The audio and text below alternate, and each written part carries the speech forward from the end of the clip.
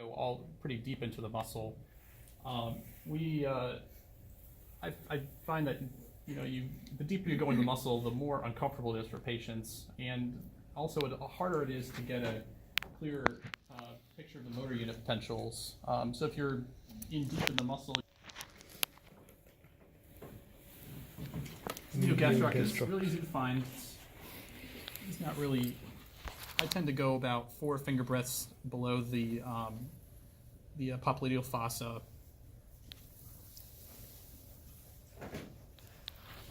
Again, I like to use not directly, so diagonal insertions into the muscle rather than more perpendicular insertions. And you're going to feel the stick.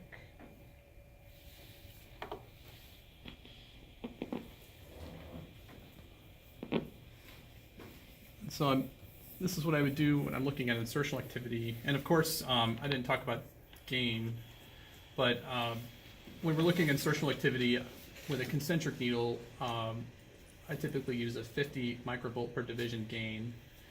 With monopolar needles, typically what's used is 100 microvolts, because as Dr. Rubin talked about earlier, the waveforms are larger with monopolar needles. And then we use slow movements like this, or short movements. And for activating this one, so gastroc can be very difficult to activate because it's a very strong muscle. And so many patients, what I found is they're pushing down pretty hard, and you're not really getting a lot of motor unit potentials. So what I have patients do is I have you point your foot as far down as it goes. And so right now we're actually seeing some. Now, rather than have her activate more, I try to move the needle so that I'm seeing the units that are there, rather than, what I've seen some people do is, if they're not seeing a lot of units that are close, the tendency might be to ask the patient to contract harder, but really all you have to do is just slowly advance and move the needle, and then you're right on.